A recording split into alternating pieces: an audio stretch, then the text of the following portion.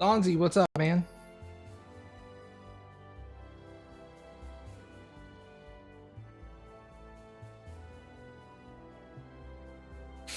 Okay. Finally fixing your sleep schedule. Nice. So this is the Pathfinder official D&D Beyond alternative alpha thing. Take a look at it, see how this works. I've also got another website called Closed Alpha. First impressions are important. Actually, that's what I should call this. Call this Closed Alpha. Nexus. Am I covering that up? Oh, I'm good. Okay.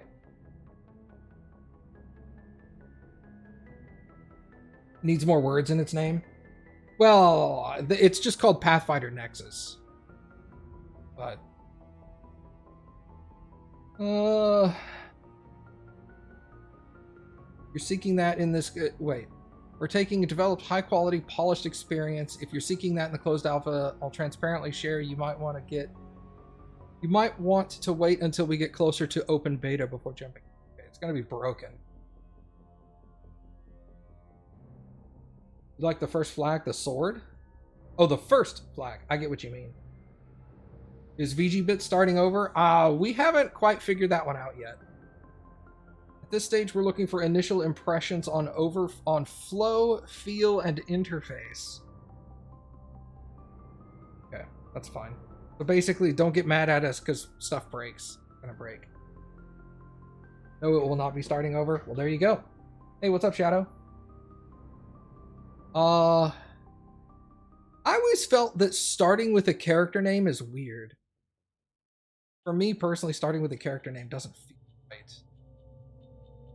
Ancestry is essentially the character's race.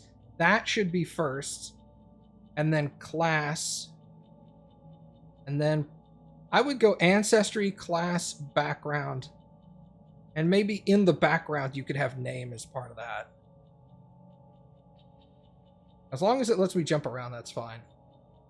Some of these are locked. Hi. Content is available to unlock with the Advanced Player's Guide for $35. Honestly, that's cheap. 35 bucks. Like some of the D&D books are like $70. Let's see. So currently dwarf, elf, goblin, and human. Human hit points +8. Medium 25. I guess 25 feet is the base speed, is the generic base speed in Pathfinder as opposed to 30. The first 3 episodes of season 2 of Vox Machina are out right now. Yeah, but if I watch the first 3 episodes, I'm gonna want to watch the 4th one, so I'll wait until ability boost. 2 free ability boosts. I guess we'll figure out what ability boosts actually are. Ability flaws, none. Traits, okay. Goblin is a default character? That's kind of cool. So hit points are dependent on the race, not the class. Interesting. Ability boost, dex, charisma, and a free one. Flaw is wisdom. I guess you have a negative to 1? Okay. They also have dark vision. Can see in darkness and dim light just as well as you can in bright light. So your vision in darkness is black and white. So this is just as well as in bright light. In D&D, this is 60 feet, I think. Whereas in D&D, normal vision is essentially unobstructed line of sight. So this dark vision here is unobstructed line of sight in black and white, as opposed to 60 feet. Okay.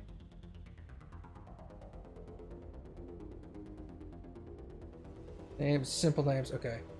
Does a class add to the hit, does a class, Does class add 2 hit points? Good question. Or like, or rule book. Maybe it's just me, but I think the core rulebook should be available by default.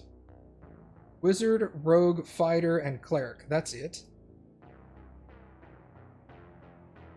Advanced Player's Guide I can understand, but the core rulebook, that seems weird that that's locked. Maybe that's also just like it's a placeholder because they didn't want to put a whole bunch into it.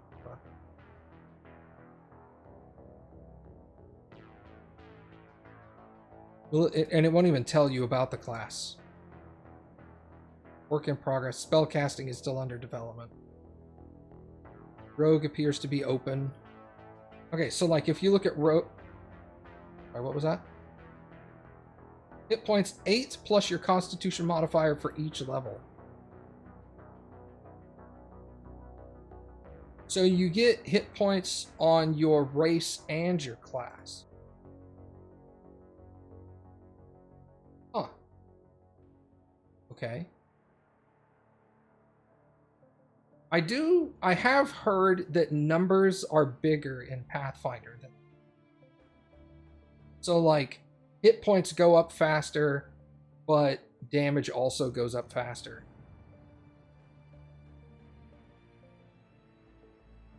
All right, well let's do a basic character. Let's do fighter.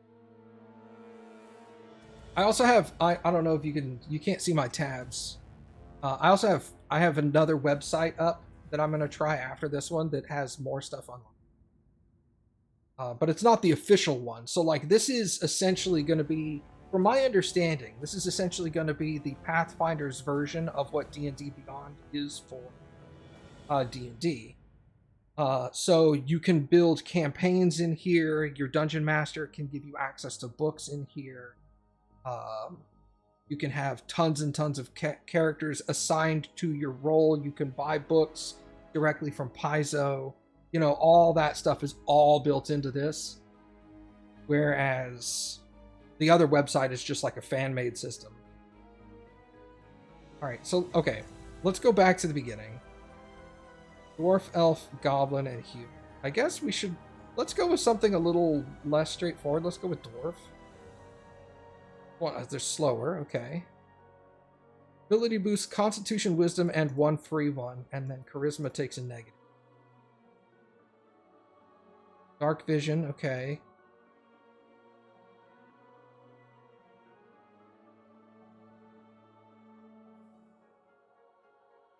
You get 1 clan dagger for free as it was given to you at birth. Selling this clan dagger is a terrible taboo. Clan dagger. 1d4 P bulk L hands. Wait, 1d4 P. Bulk L hands 1? What is bulk L?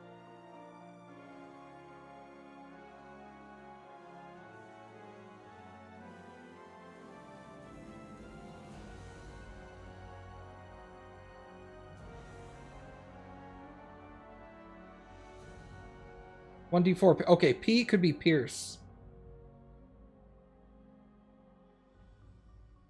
1d4 piercing. Because it says down here... Okay. Group knife. Okay. Weapon trait agile, so that's probably dex-based attack. Weapon trait dwarf, so only a dwarf can use a clan dagger. Parry and versatile B.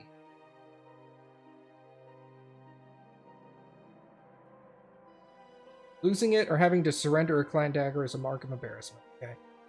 The multiple attack penalty you take with this weapon on the second attack of your turn is -4 instead of -5, and -8 instead of -10 on the third attack, and subsequent attacks in the turn. I guess fighters probably get more than 3 attacks.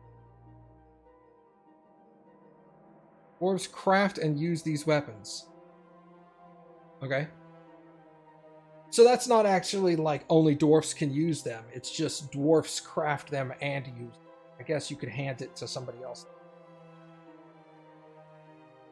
Weapon can be used defensively to block attacks. While wielding this weapon, if your proficiency is trained or better, you can spend a single action to position your weapon defensively, giving you a +1 circumstance bonus to AC until the start of your next turn. Okay, so I guess if you parry with the weapon, you get a temporary bonus of +1 to your AC.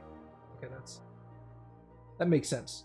The wording is a little different than D&D for obvious reasons, because they have to get away from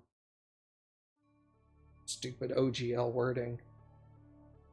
Versatile can be used to deal different types of damage listed in the damage entry. Piercing weapons that list versatile S can be used to do slashing. Oh, okay. And this said versatile what? Versatile B. Oh, so I could pierce front, or I could flip it around and do blunt. Okay, that makes sense.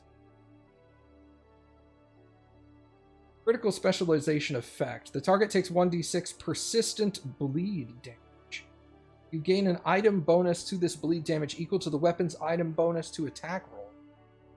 So if I pierce somebody with the weapon, they have a dot on them for 1d6 bleed?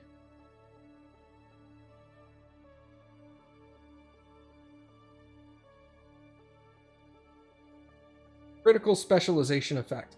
So I'd have to be specialized in knives for this to take effect.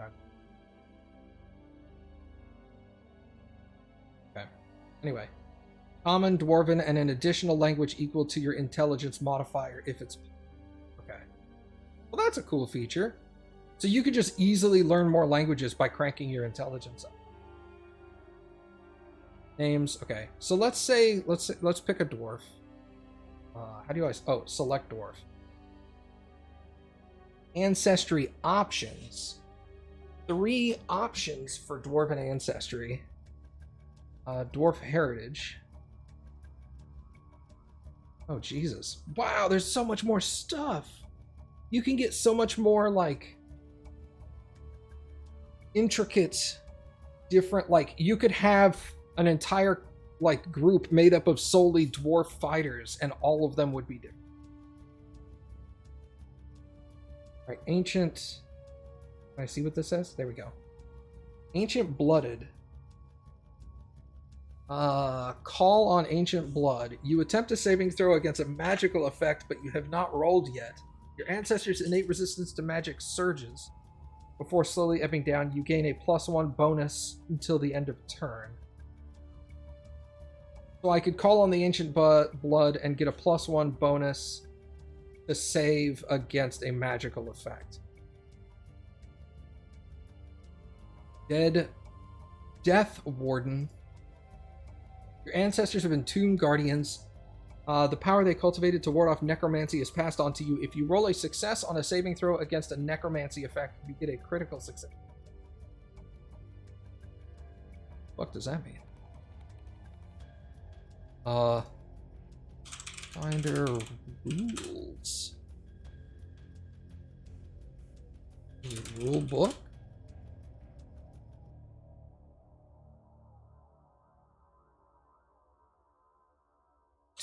Let's specify 2E. Clicked on this one earlier. Here we go. Okay. Critical save? Savage critical connections. Cave giants. Oh, is it critical success? Sorry. Critical success.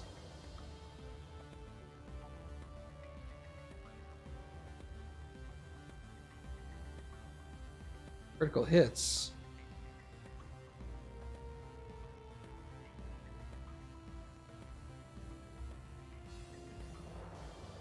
Oh, bright.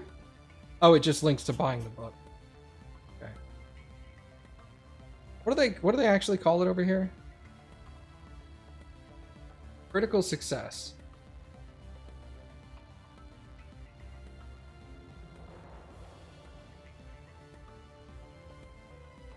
Rules?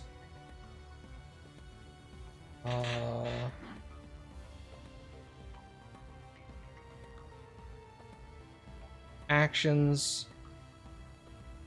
That's not what I'm looking for. All rules. Or rule book. Classes, ancestries, backgrounds, skills, feats, equipment, spells. Playing the game.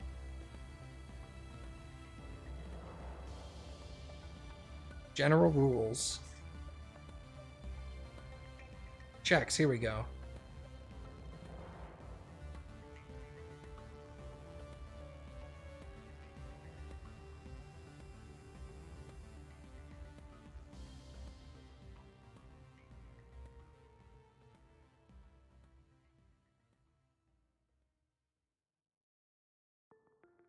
Attack rolls. Multiple attack, okay, range penalty, blah, blah, blah. Spells, perception, saving throws. Here we go.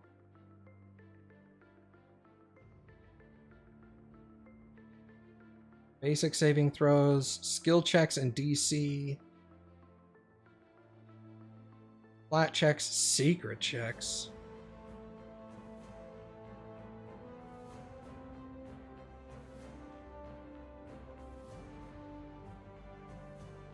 There's something about crit successes on the hits page.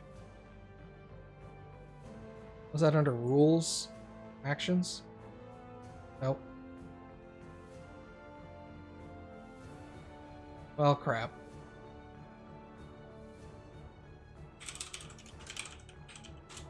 Critical success. Critical hits. When you make an attack and succeed with a natural 20, the number on the die is 20. The result of your attack exceeds the AC by... Or if the result exceeds your AC by 10, you achieve a critical success.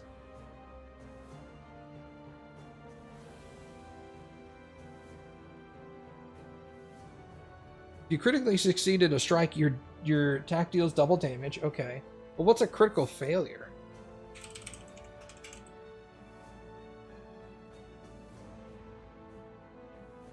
Savage critical. Rules. The degree of success.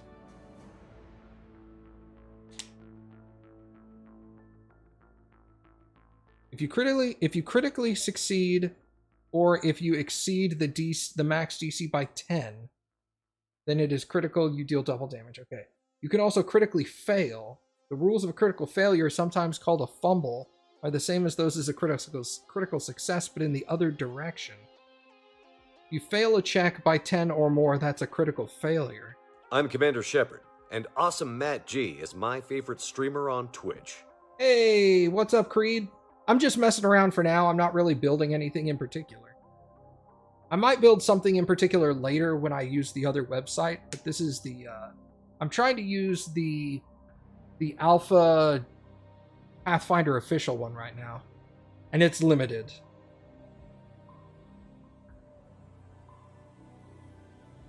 Okay, if you roll a 20 on a die...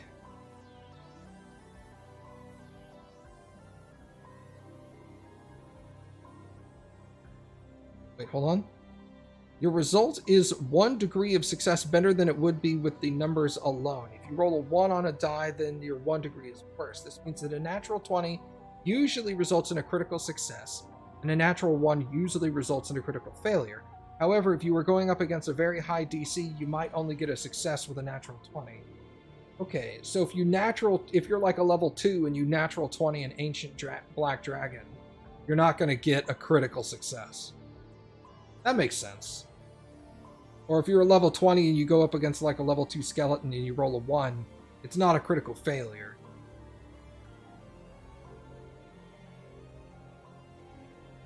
If you modify for a statistic that is too high, adding it to a 1 from your D20 roll exceeds the DC by 10 or more, you can succeed even if you roll a natural 1. If a feat, magic item, spell, or other effect does not list a critical success or critical failure, treat it as an ordinary success or failure instead. Okay, so what this is saying is if you roll a success on a saving throw for a necromancy effect, I get a critical success instead.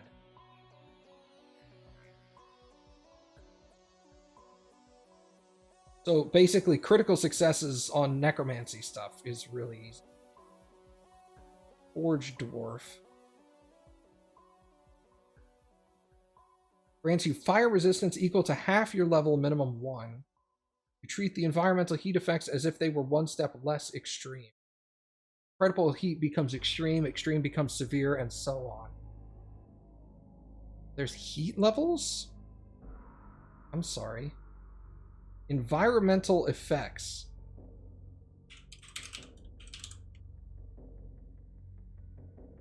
Environmental.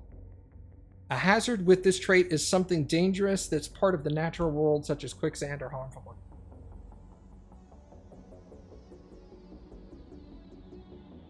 That's not exactly what I was looking for. Environmental damage. Environment. Okay. Hazards. Falling. Unsafe stairs. Rickety bridge. Cracked earth. Crystallized agony. Jesus Christ. Let's look at environmental damage. Okay. Minor environmental damage is 1 to 2d6. Massive environmental damage 16 to 24d6.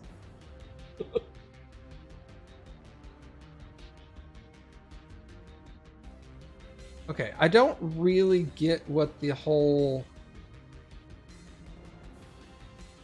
incredible heat becomes extreme, extreme heat becomes severe. Okay, let's look up severe heat. Severed head, that's it. Heat, here we go.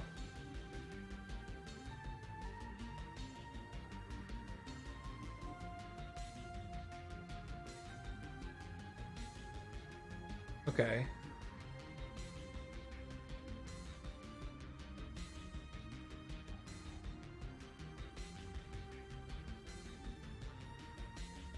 Various kinds of environmental hazards. Okay, terrain rules, dungeons, aquatic,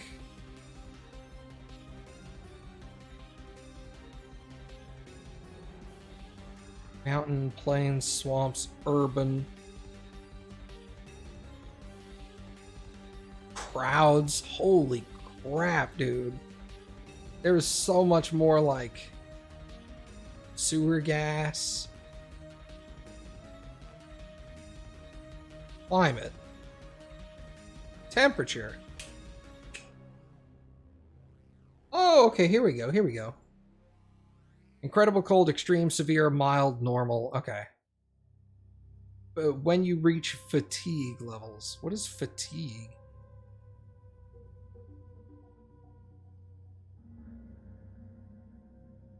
But that one only works in heat. How does fatigue work? Perception causes discomfort and fatigue, or precipitation. Well, I'm not looking for water. Yeah, I'm thinking fatigue is just like exhaustion, essentially. Condition fatigue.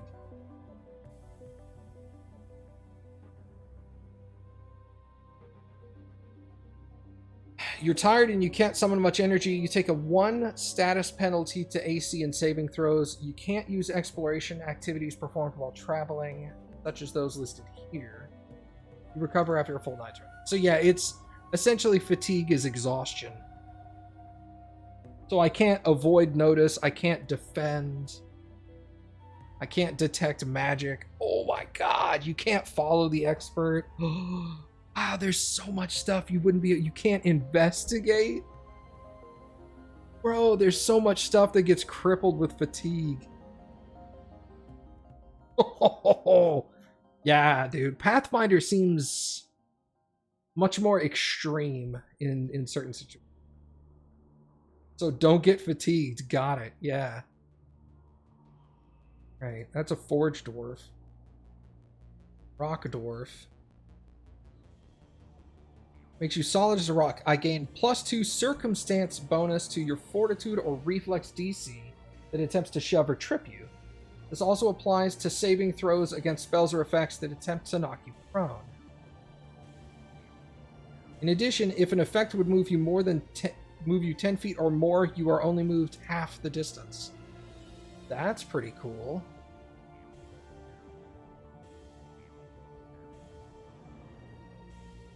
Strong-blooded.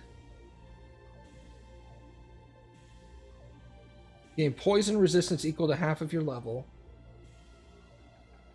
Reduce its stage by 2, or by 1 for virulent poison. Each critical success against ongoing poison reduces its stage by 3, or 2 for virulent. And I guess you can also be like heritage. You can be half dwarf, half tiefling. Dwarven tiefling, could you imagine? Dwarven Damp Fear? That's a vampire, right? Yep, that looks like Damp Fear. Alright. Alright, let's go with a dwarven, a rock dwarf. Learning Pathfinder yet? Trying to use their new Nexus Alpha thing. I've played a lot of D&D, but I haven't played any Pathfinder, so I'm like having to figure out some of this new stuff. Ability boosts. The default ability boost of Wisdom, Constitution, and a free and a flaw of Charisma. Select 2 boosts, select 3 boosts, and a flaw. Let's go with default.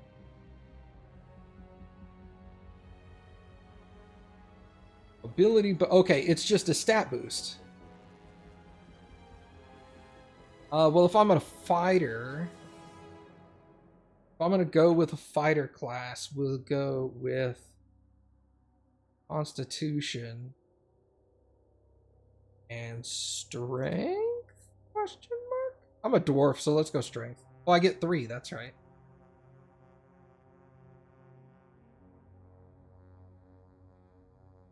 Wow, the modifiers are much bigger in this. Oh, my charisma is 2? Okay. I thought when it said a charisma debuff, I thought I meant I'd go from like a 10 to an 8. I went from a 10 to a 2. Oh, God. That's not a charisma debuff. Oh, this is a bug in the build. Okay. I was also thinking the buff of wisdom from 10 to 18 and constitution from 10 to 18 was a little extreme. I'm like, all right, whatever, that's fine. Oh. I'm thinking that's supposed to be 8, and then was it wisdom and constitution are probably supposed to be 12, not 18. I think they swapped the numbers there.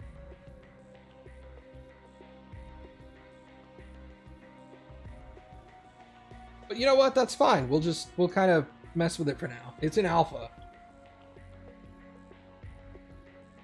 Ancestral feats. Dwarven Dodanus?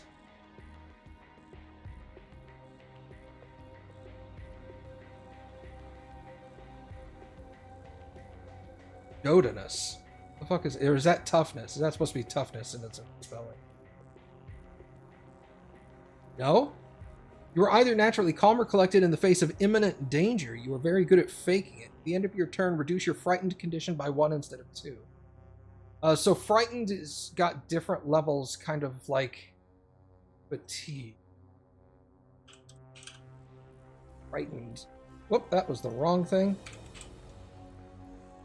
Frightened. You're gripped by fear.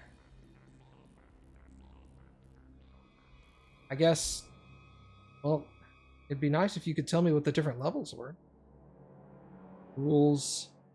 All rules. Wait, hold on. Conditions.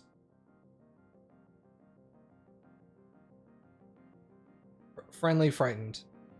It doesn't give me a breakdown of the levels of frightened. The value of your frightened condition decreases by 1. Dodanus is brave and persistent. Okay, that makes sense. It's archaic. That's fine. Would it be in the... Well, no, all rules would have...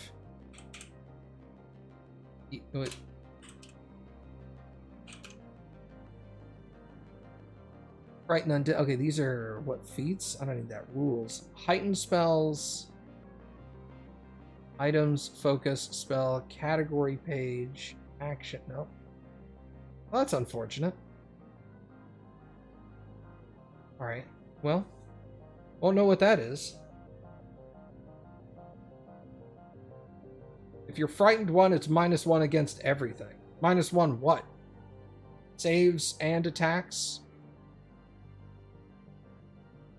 That's what I was looking for, is something that explained what Frightened 1 is versus Frightened 2.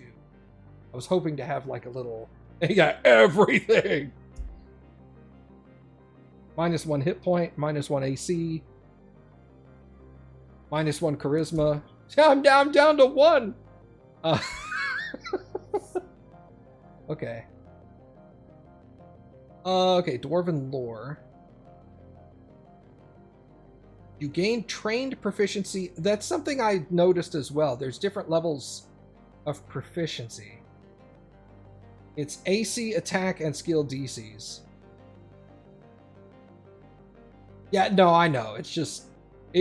when the text says everything, it makes you go like, alright. -1 to all of my inventory. They need... You gotta be specific. Trained rank in crafting and religion would be...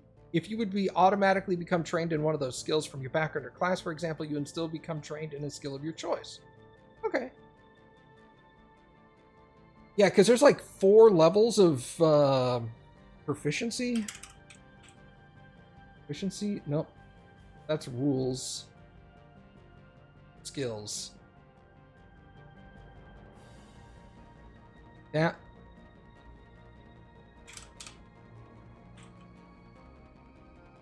Proficiency. These are all like playing the game key terms. That's what I'm looking for. Yeah. Untrained is 0. Trained, expert, mastery, and legend. Okay. That would be +1, +2, +3, +4, I get. No, 2, 4, 6, 8. Okay.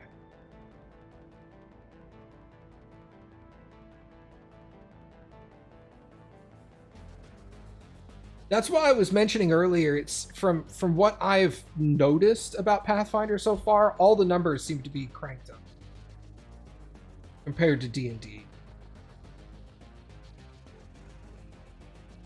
Everything's like ×2 or ×3 compared to like normal D&D number I'm used to.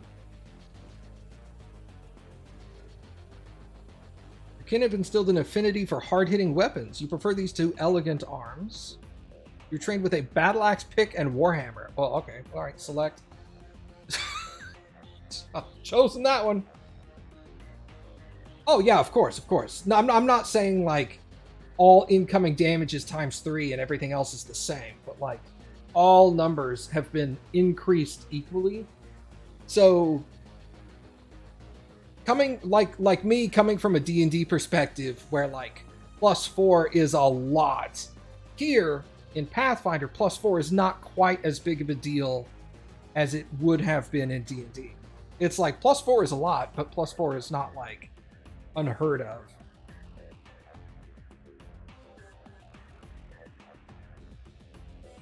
I have an idea. I read a little bit about critical failures, which don't technically exist. Critical success does, but critical failures don't. In D&D, I have an idea for a character I want to build in the other one because I can't build it here because alpha. Do I just hit save changes? Character updated. Yeah. Background amnesiac. Let's go. Acrobat.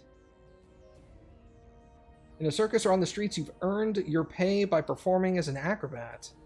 Choose 2 boosts. One must be strength or dex, and the other is free. Okay. You're trained in the acrobatic skill and the circus lore skill. You gain steady balance. You can keep your balance easy even at adverse conditions. When you roll a success on a balance action, you get a critical. You're not flat-footed when attempting to balance on narrow surfaces or uneven ground. Thanks to your incredible balance, you can attempt an acrobatics check instead of a reflex to grab an edge. Hey, I like that. See, this also pairs well with the Dwarf Heritage I got. Fortitude and Reflex saves on a shove or a trip have a +2. Also against spells that knock you prone. Also, moving more than 10 feet is reduced by half. And then you go with Acrobat. And you get steady balance for balancing. That's really good, actually. Combining those two together, it'd be hard to knock you down or knock you over.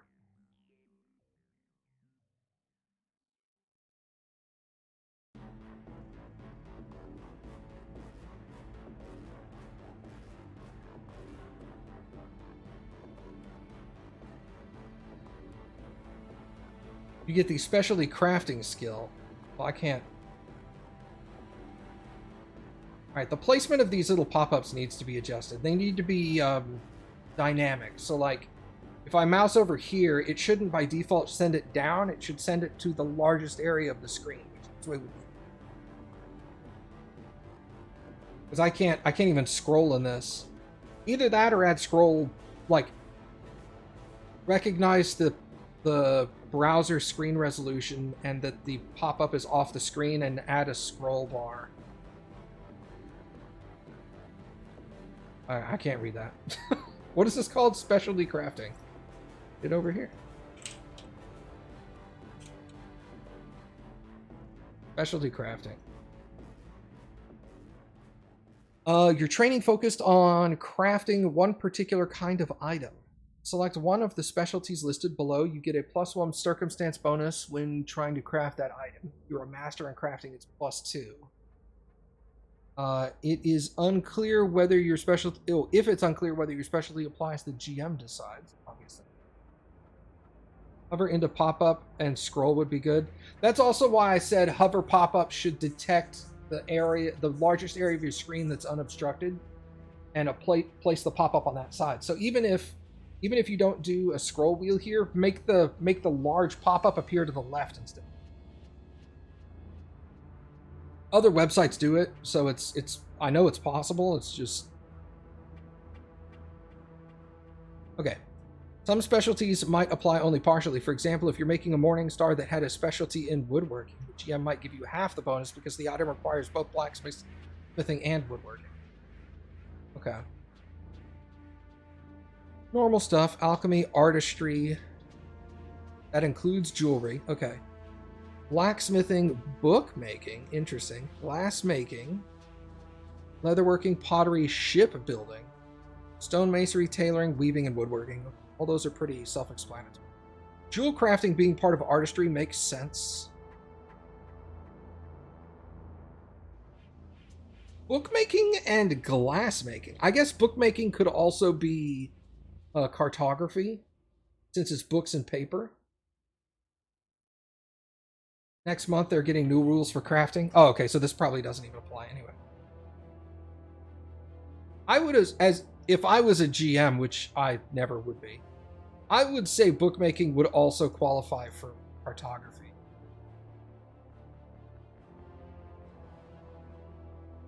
But I'd say if you wanted it to be cartography, you'd have to do bookmaking and pair it with like nature or survival or something. Make sure you're skilled in that. I don't know if survival is a thing here, like it is in D&D, but okay. Barkeep. It is? Okay. Choose 2 ability boosts, either Constitution and Charisma, and a free one. If you are now trained in diplomacy and alcohol lore. How much lore is there? I've seen so many different specific kinds of lore. You gain the Hobnobber. You are skilled in learning information through conversation. Ooh. The gather information exploration activity takes you half as long as normal, typically reducing the time to 1 hour. If you are a master in diplomacy and you gather information at the normal speed, when you attempt to do so and roll a critical failure, you instead fail. There is no guarantee that the rumor you learn or the information you gather is accurate. That's fair. Charlatan. Charming liar. Experienced smuggler. Most of this makes sense. Farmhand, field medic, gladiator. Impressive performance. You could make an inspiration using performance instead of diplomacy. Quick coercion. You can bully others with a few choice implications. You can coerce a creature after 1 round of conversation instead of 1 minute. Oh! You still can't coerce a creature in the midst of combat. Herbalist, hunter, survey wildlife, okay. Merchant, miner, terrain expertise. Gain a +1 circumstance to survival checks in one of the following types of terrain. Aquatic, Arctic, desert, forest, mountain, plain, sky, swamp, or underground. I guess sky if you were like a flying race, like, I don't know what they're called here, Aarakocra or whatever. What are they called here? I'd have to change my ancestry. I don't want to do.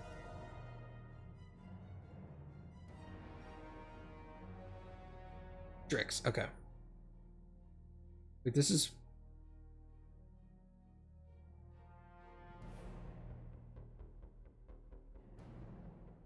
I was looking at it backwards. Sorry. Hunter, merchant, miner, noble. Okay. Nobody wants to be a noble. Sailor, scholar, street urchin. What do they get? Pickpocket. Makes sense. Warrior, intimidating glare. You can demoralize with a glare. When you do, demoralize loses the auditory trait and gains the visual trait. You don't take a penalty if the creature doesn't understand your language. Cool, so you can just stare at someone and to intimidate them. You don't have to, like, yell at them or anything. That's kind of cool.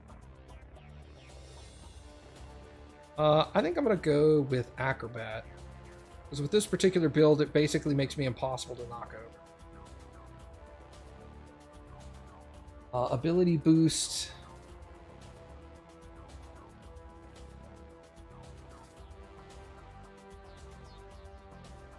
Hold on. Let's come back over here.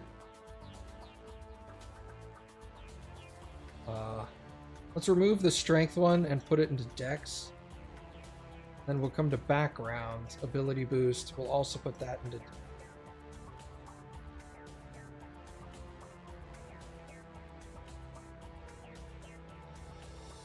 Well, it boosts my modifier by 1, does it not? Yeah, so technically it gives me +2. So putting it into Constitution, well, the thing's broken. The numbers are wrong.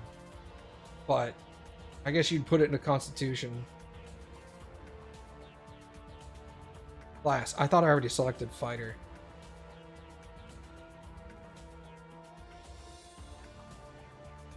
Hello? There we go. Alright. I only want to go to level 5. 10 things? What is this?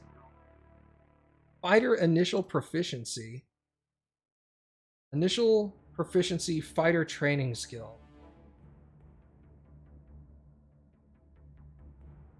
So can I not increase this? I guess this doesn't allow me to increase acrobatics. Okay, so we would just go for athletics then. Get both. Attack of opportunity.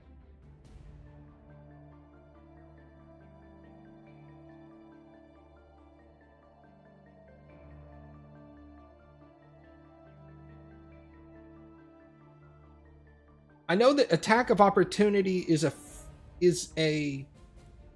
it's not default in Pathfinder. You have to have a skill to do this.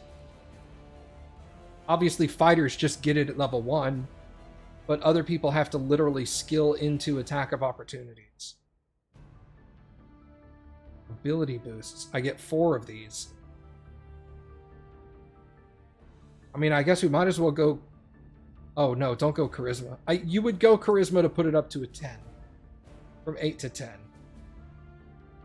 Now, can you imagine if you actually had it like this? It's just... You're like level 1 and you already have constitution and strength at 20. And you're just fucking... Wah! Wah! Just destroying everything. And not every monster does or does not have an attack of opportunity. Yeah, exactly. This thing is a little jank right now. Okay.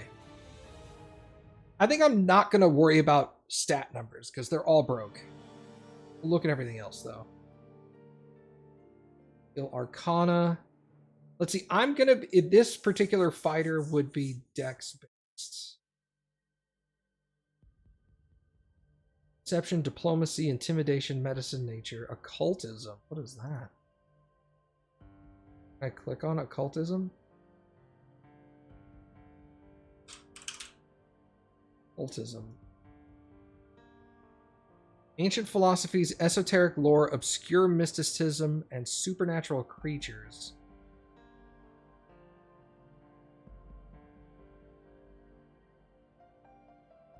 You can decipher writing on occult topics, including complex metaphysical systems, syncretic principles, and weird philosophies, as well as incoherent rambling.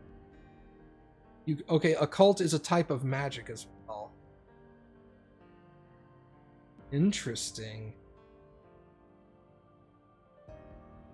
One of the 4 types of magic. I feel like there's lots of types of magic, because I also saw necromancy magic.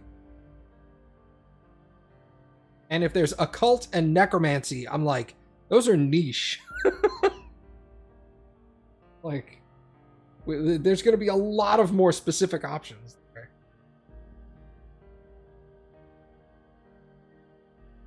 Thievery, circus lore. We got more pages here.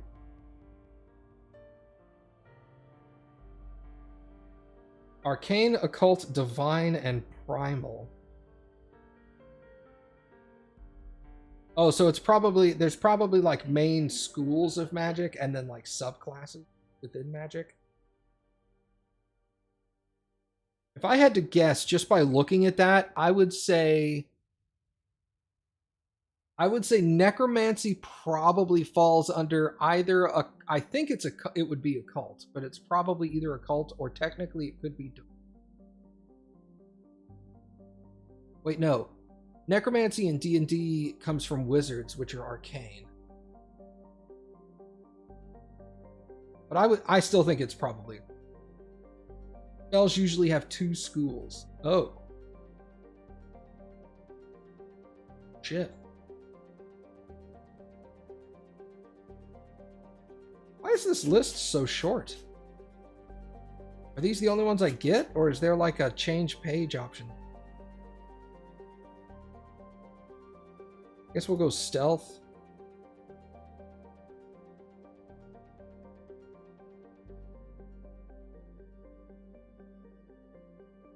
This is all of them?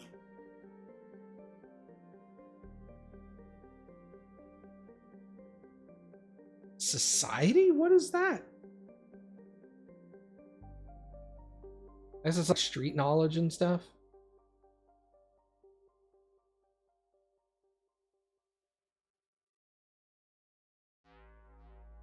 I mean, if I'm gonna focus on Dex, I might as well go stealth and thievery because those are the only Dex focused. Other than acrobatics, but I'm already trained in that.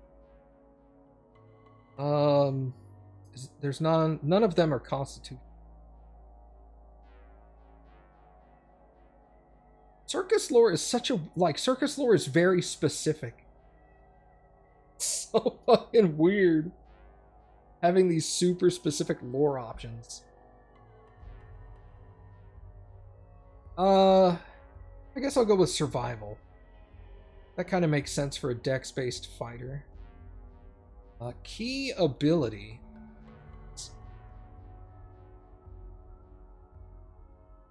Fighter feat. Okay. Okay, here we go. Combat assessment. Make a telegraphed attack to learn about your foe.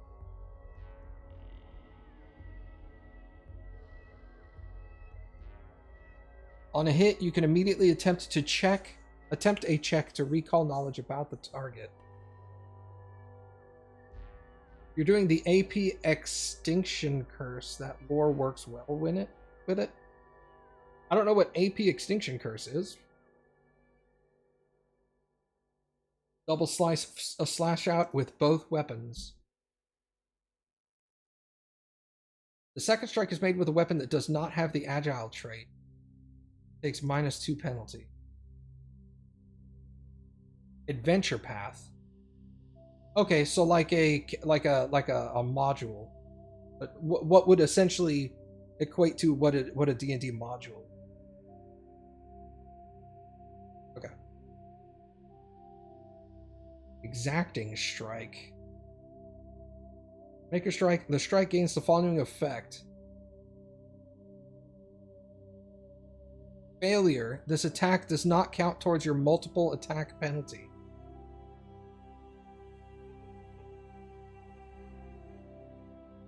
What is the following effect? Failure? The following effect is failure?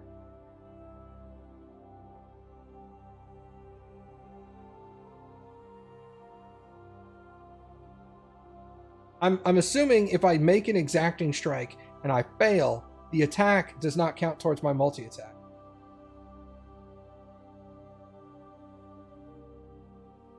I think this is missing information. The strike gains the following effect, and then there's no listed effect. Okay. Point blank shot.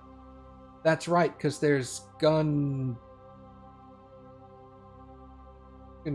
What is it? Percy. Gunslinger? Yeah. We have guns. But it uses it if it hits. Yeah, it uses the effect. The strike gains the following effect. Failure. If I hit, I fail. Oh, rip. Yeah, that one's either not written properly or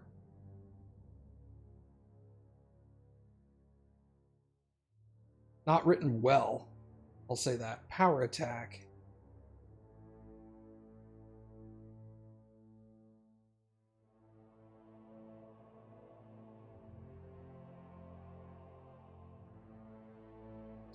This counts as 2 attacks when calculating your multi-attack penalty. If the strike hits, you deal an extra... See, this is written properly. If your strike hits, you deal an extra die of weapon damage.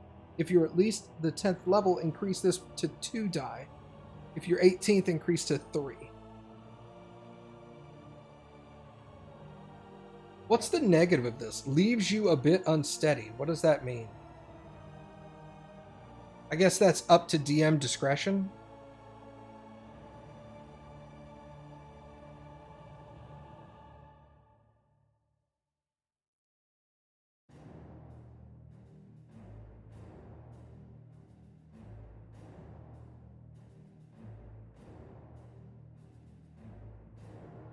Exacting strike.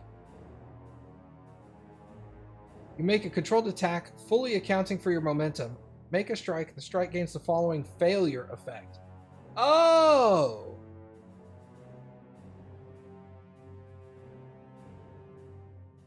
So if I miss with an exacting strike, it does not count towards my multi-attack.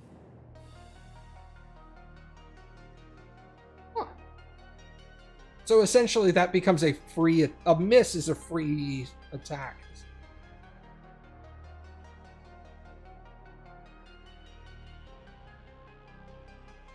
Oh, -5 to the second attack on a turn, -10 to the third. If I miss with the first attack, the second attack does not get the -5 penalty. Oh, I got you. I'm guessing that would have to be called on the first attack.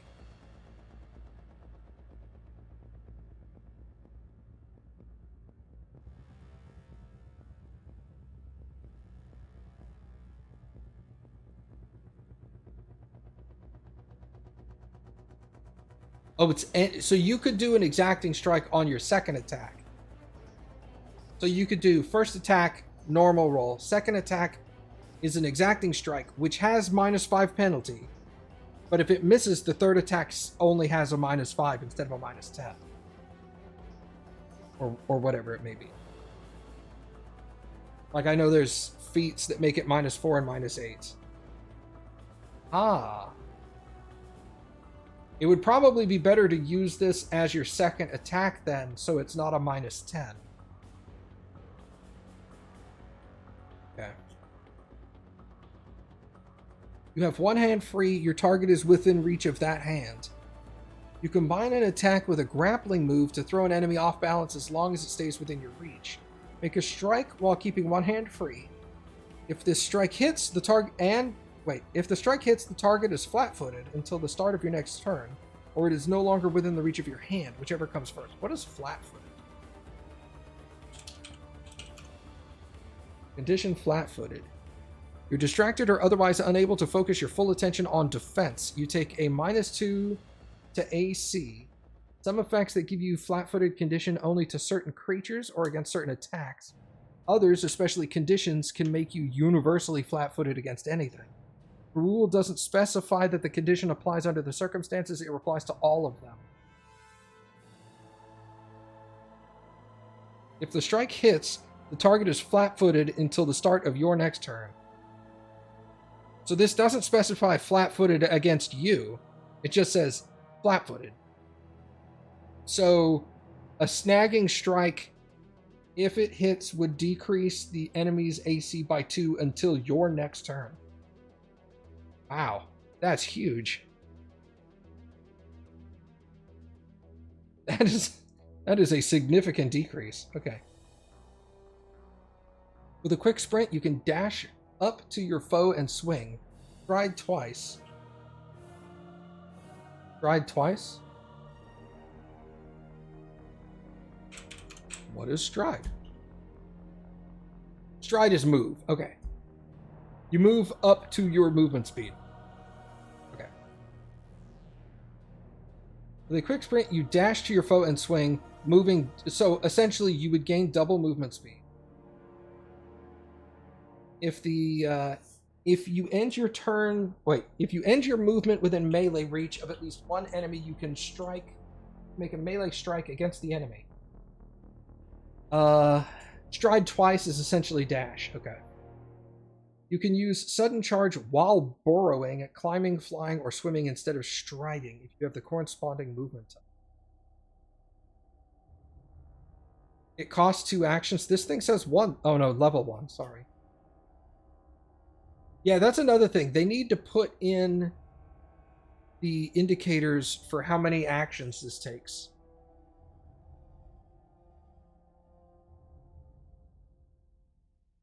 Because over here, stride?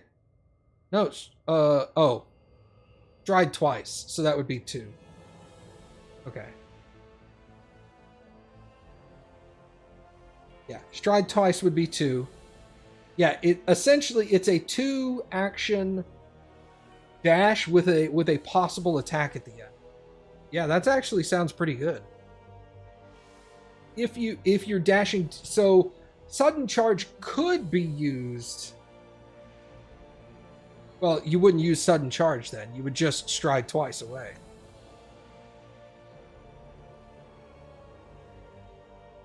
I guess you could use this instead of stride twice if you're running from a fight, but there's an enemy between you and your exit that's double your move distance. Multiclassing is also different. I have always wondered why so many people in D&D multiclass so fast. It's a good engagement move. Yeah, exactly. I find it, from my point of view, I find it hilarious when somebody's like, I made a character, they're a level 2 fighter, level 1 warlock, and you're like, you're a level 3 character and you've already multiclassed? Like, you haven't even gotten to good stuff in your first class yet.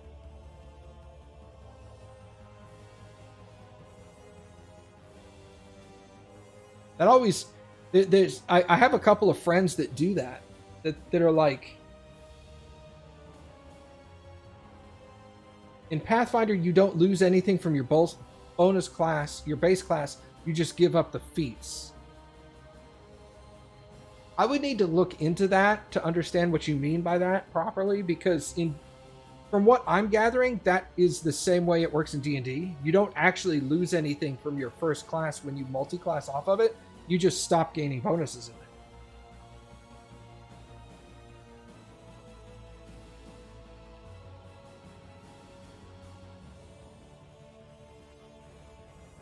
I'm not too much of a multi-classer. If I'm going to multi-class, I multi-class late.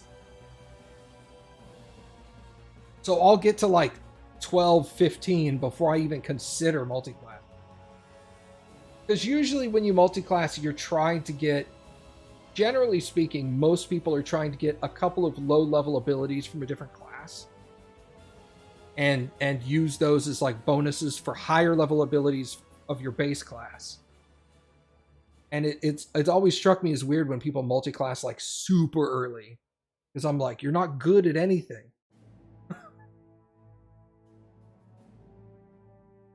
Let's go with... Let's pretend this character is going to be dual wielding. So we'll go with double slice. Oh my lord. Oh, it won't let me... Okay, well, let's... Constitution and Strength.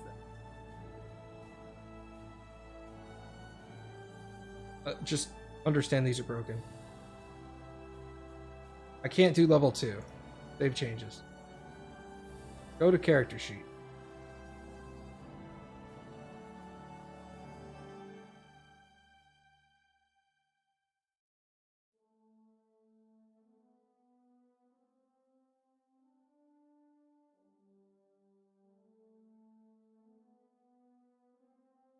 Armor class 17 as unarmored. Good lord.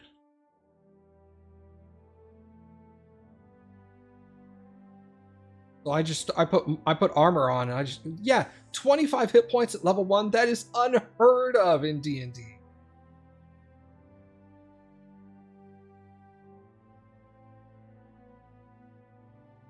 $25 at level 1 is insane. Even for a fighter, dude, that's really high. The fuck is a hero point? Okay, so let's go back to the builder. Yeah, no, I understand. You can get 20 AC at level 1. I did have my cleric in D&D at level 1 had a 21 AC. So like the only way I could get hit early game was if they rolled natural 20s. Otherwise, I was just like, nah. Wait, no, I don't want to do that. I thought I clicked on my character. Edit character.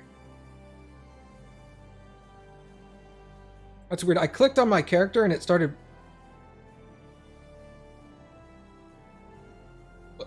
What?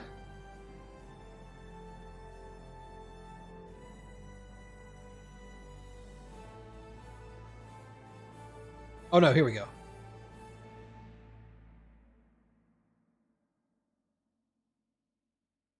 Ah, there we go. Level 5. Dwarf. Yeah. That's kind of close. Save changes. Demiplane seems pretty laggy. Well, it's alpha. It's definitely not ready for like output, for like mass use. It is in closed alpha. They specifically state right at the beginning, stuff doesn't work right. And they are well aware of it. Don't expect like miracles out of it. My name is Johnny Allclass. I'm a level 3 rogue, level 2 fighter, level 1 sorcerer, level 1 paladin, cleric, and warlock. 13 HP, no spell slots. Jesus, that makes me cringe. Because I have not seen characters quite that bad, but I have seen characters that are like level 6 and they have 3 classes. I'm just like, bro, you can't do jack. Like, what are you doing? Fighter feat. Combat grab. I would assume, yeah, 1 free hand. Okay. The devs do updates every Tuesday. Dragging swipe also requires a free hand, I believe.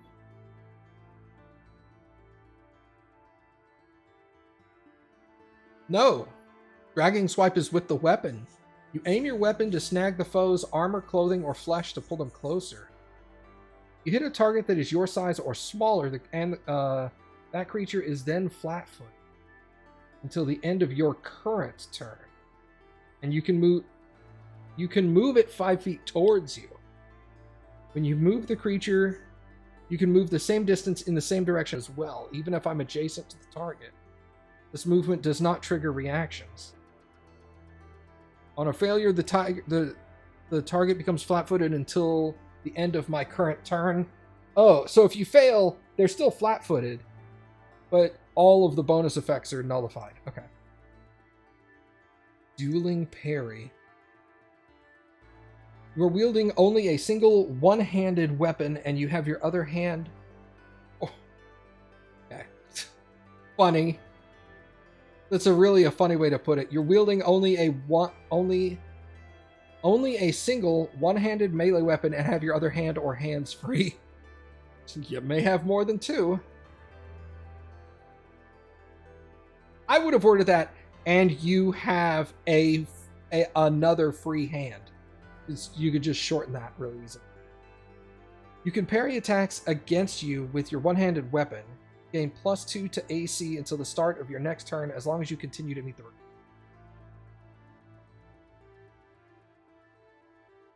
You can wear battle gauntlets. I mean, you're going to have to explain what a battle gauntlet is, because I'm like, a battle gauntlet sounds like a gauntlet you wear in battle, which means nothing.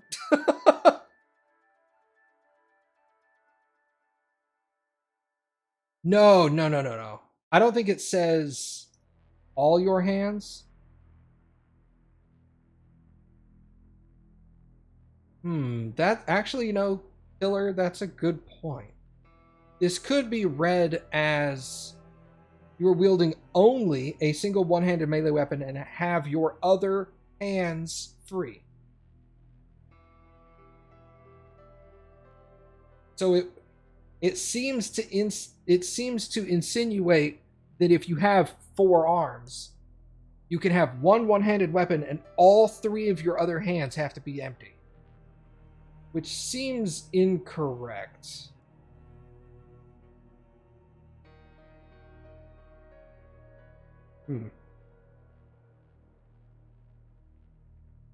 Interesting.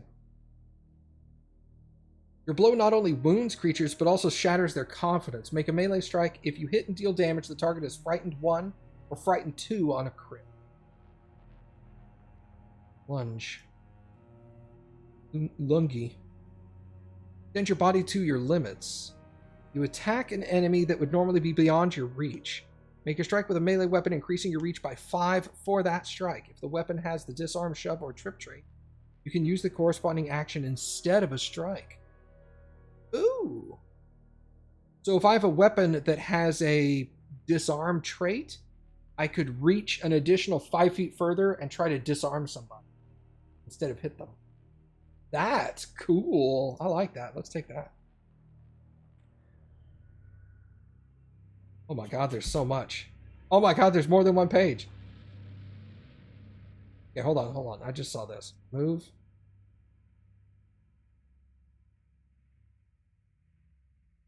Dual Weapon Warrior Dedication. You are exceptional in your use of 2 weapons. You gain the Double Slice Fighter feat. This serves as a double slice for the purpose of meeting the requirements. You can't select another dedicated feat until you gain 2 other feats from the dual weapon archetype.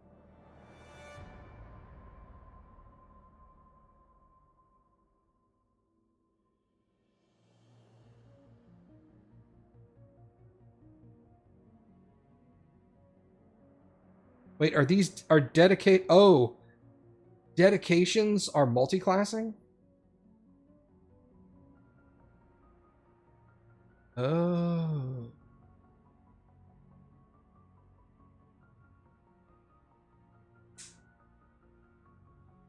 I didn't know that.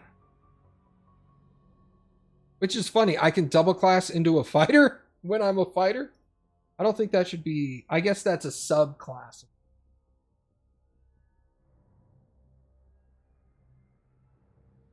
Interesting. Okay. Yeah, I already have double slice anyway. What am I worried about? Where was Lungi? I like having a weapon with the ability to disarm and reaching past somebody and disarming them. That seems awesome. Armored stealth. Reduce the stealth penalty of your armor.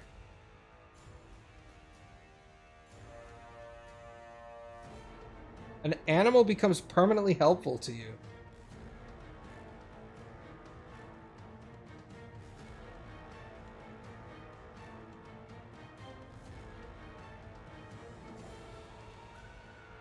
Okay, interesting.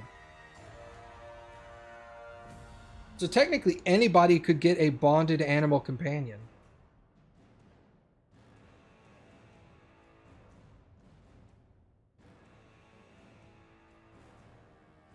Archetypes are for multi-classing prestige classes and variant classes. The system is designed to fill all those roles. You can take the archetype feats instead of the class feat, but if you're building a straight-up fighter, it's probably better to ignore the dip.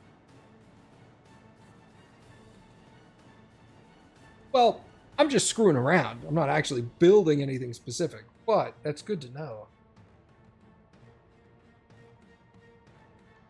Extort the faithful. Oh. Intimidating prowess. In situations where you can physically menace the target, when you coerce or demoralize, you gain a +1 intimidation check. And you ignore the penalty for not sharing a language. So this is like physical presence, where the other one I did was a stare down.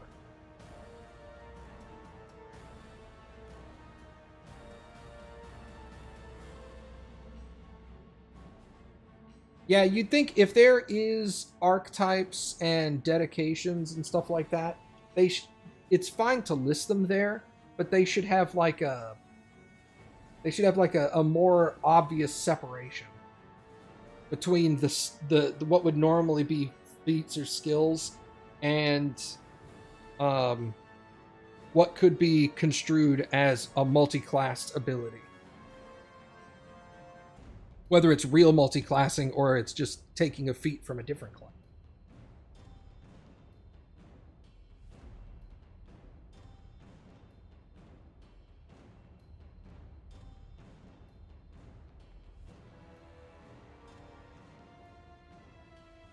Jump farther and higher. Was this like double? Wait. You can jump 5 feet with a vertical leap, and you can increase the distance of a horizontal jump by 5 feet.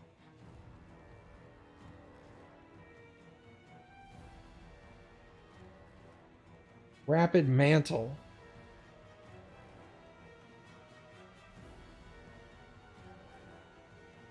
You grab an edge, you can pull yourself onto the surface and stand.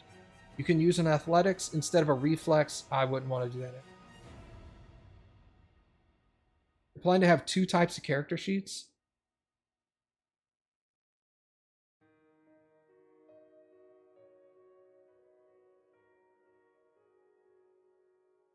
Terrifying resistance. Okay.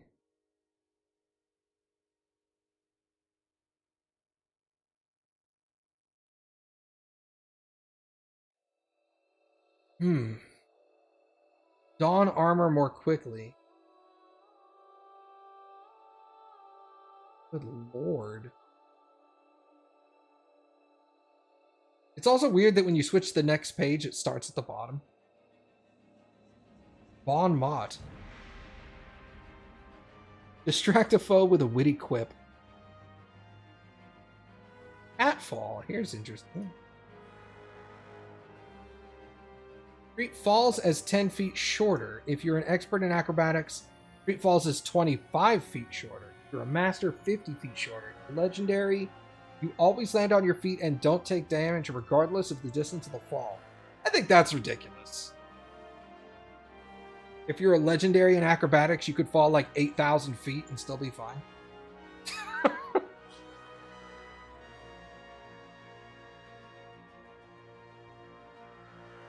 Assurance skill feat is the replacement for taking 10. I don't know what taking 10. All the legendary skill feats are ridiculous. That just sounds ridiculous. Like, okay, 10, 25, 50, and maybe make legendary like 200. But any distance is ridiculous.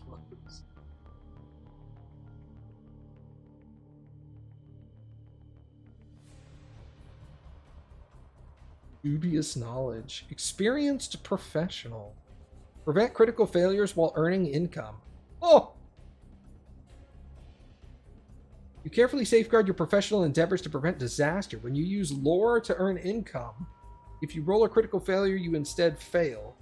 If you are an expert, you gain twice as much income. Damn.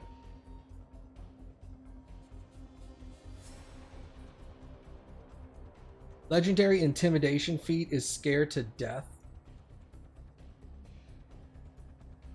Keyleth might have had a better time with that legendary ability. You're not wrong. Eye for numbers. You don't get legendary in a skill until you reached at least level 13. Well, that seems fair. You're already a god by that point anyway. I don't know if I would consider a level 13 a god. Like, I don't consider character... Well, again, I'm coming at this from D&D knowledge, not Pathfinder. But in D&D knowledge, you really don't consider characters to be godly until they get to, like, 17. 17, 18, 19, 20, that's when it's essentially impossible to kill.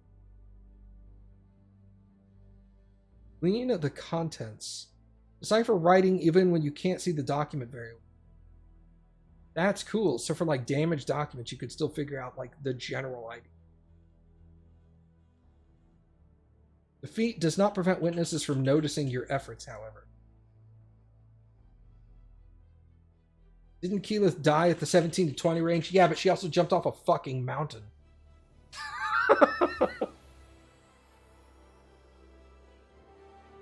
That's two different things.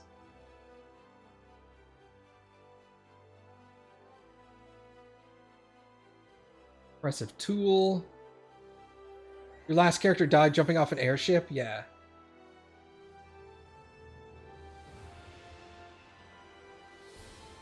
Well, yeah, no, of course. Olympian? Oh, yeah, Olympian.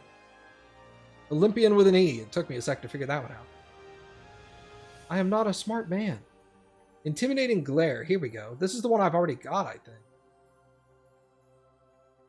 Yeah, I've already got that. That's another thing that obviously this builder doesn't do quite right yet, is recognizing what you've already gotten from ancestry or background and stuff.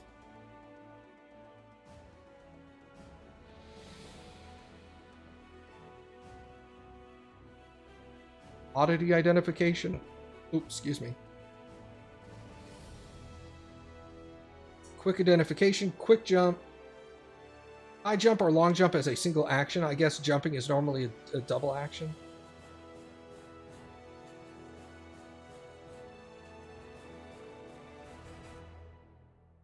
Lips. Self-explanatory. Hello? Page 3. Page 2.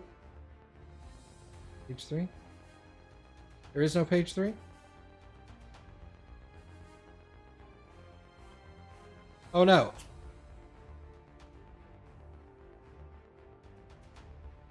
The last like 10 are the same. What?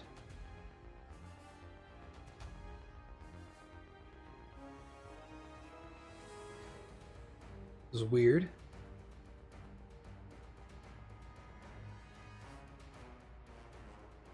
Titan Wrestler. Disarm, grapple, shove, or trip larger creatures. That could be beneficial. 2 sizes larger than you. Oh. Or 3 if you're legendary in athletics. Underwater Marauder. Go back to 2. There was something up here I liked. Oh, Catfall.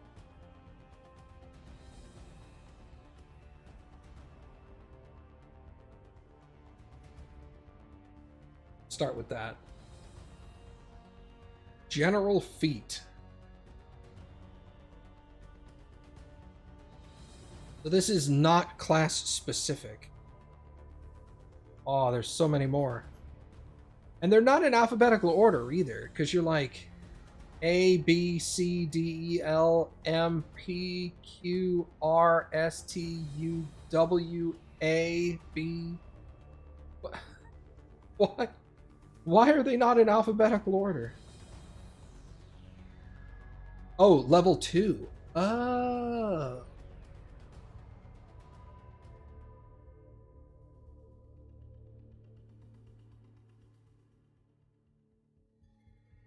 Okay.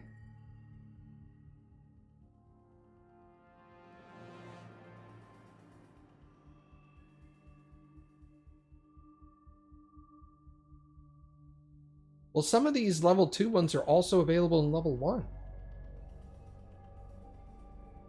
Skill increase. See? Okay, okay.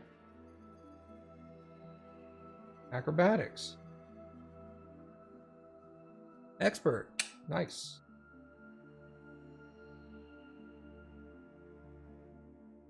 I mean, this one?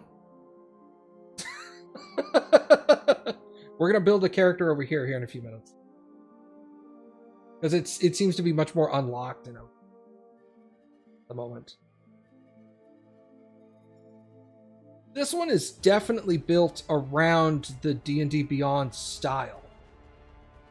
I can definitely see a lot of similarities.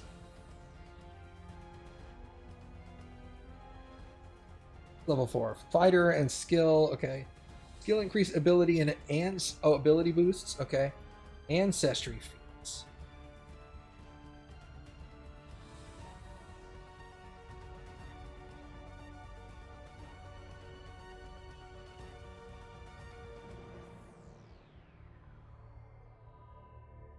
You gain greater dark vision.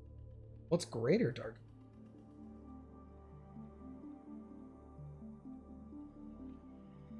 Using your ancient dwarven methods developed to fight enemies wielding magical darkness, you've honed your dark vision and sworn not to use such magic yourself.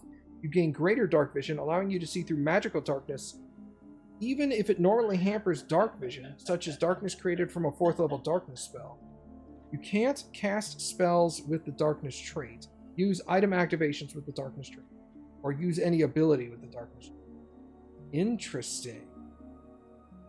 So I essentially cannot lose dark vision, but I also can't use anything that has the darkness trait. Okay.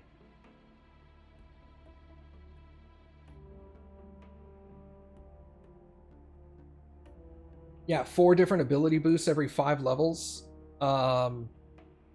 Yeah, that seems good, but it also is scary knowing that it's required. Like, it's gonna be necessary.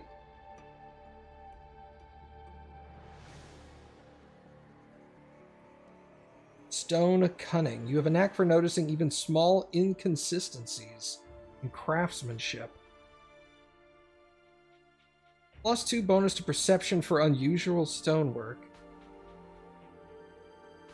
Oh, this bonus applies to checks to discover mechanical traps made of stone or hidden within stone. If I am not using the sneak action, the GM automatically rolls a secret check for you to notice unusual stonework anyway. The check doesn't gain the circumstance bonus, and it takes -2 circumstance. Okay.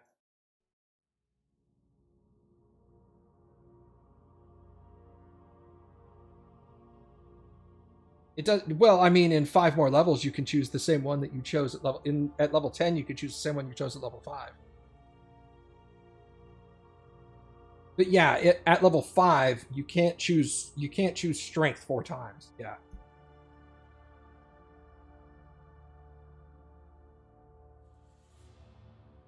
Unburdened iron. You can comfortably wear massive suits of armor. Well, as a dex fighter, I probably won't be using massive suits of armor anyway. Wait. Ignore the reduction to your speed from any armor. In addition, anytime you take a penalty to your speed from some other reason, such as an encumbered ability, deduct 5 from the penalty. If an encumbered condition normally gives you minus 10-foot penalty to speed, it would now give me minus 5. If your speed is taking multiple penalties, only choose 1 to reduce. Okay. Actually, that's just for that, that's worth. Yeah, okay. Plus, as a dex fighter, I could walk around on like full plate and have no problem. Still dexterous. And it lets you sleep in your armor. I don't know. I've never played a game DM'd by anybody who took donning armor or picking up weapons into consideration during like non-combat situations.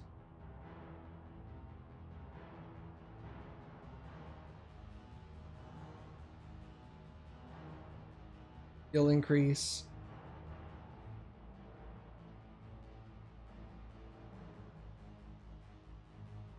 See, I can't increase acrobatics probably because of a level restriction.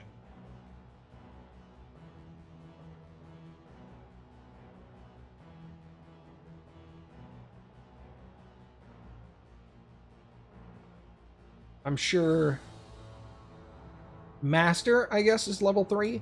Master probably has a minimum level requirement.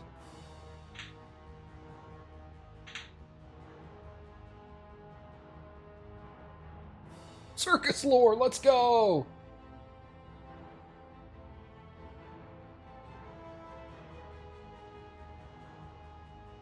The stealth. You imagine you get the feat that makes heavy armor make less noise. You get the feat where heavy armor isn't encumbering to you. You max out your stealth and you're like this super dexterous tank that can sneak through the shadows quietly. God damn. That sounds awesome.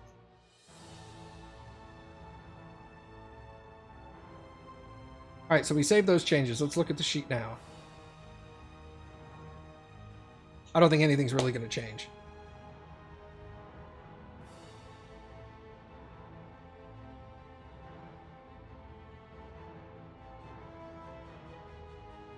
Yeah, unarmored 21 AC. Hold on, let me slap some armor on there.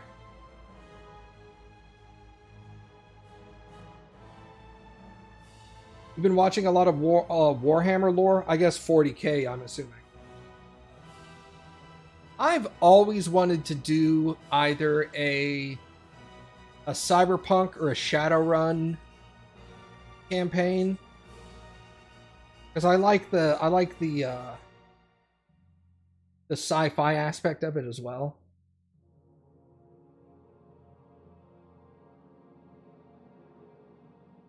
Yeah, those numbers are jacked, dude.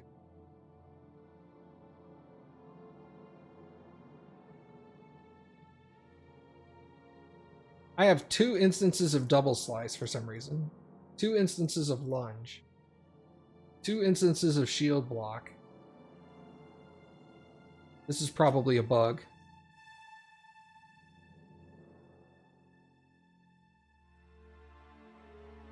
Equipment. Okay.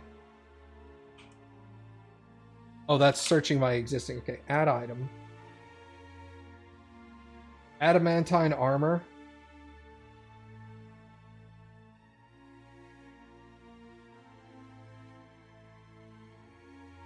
Let's just look up plate. Full plate. Equip full plate. Nothing happened.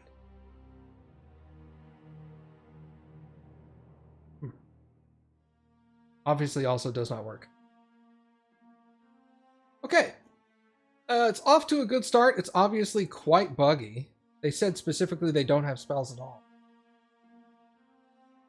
But like duplicating abilities, not eliminating abilities from the additional lists. Like you select a feat at level 1, it's now listed under level 2 as an option to choose for some reason. Why don't you just eliminate it?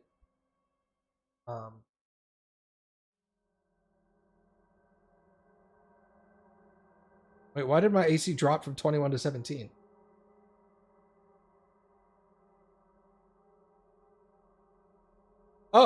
Oh my lord, 27, Jesus.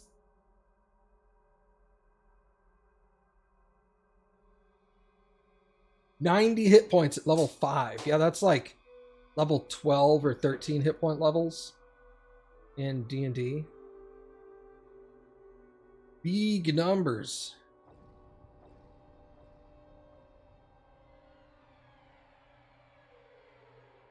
All right. Let's go over to... Yeah, there's definitely some good progress. Lots of work still needed. But I can definitely see...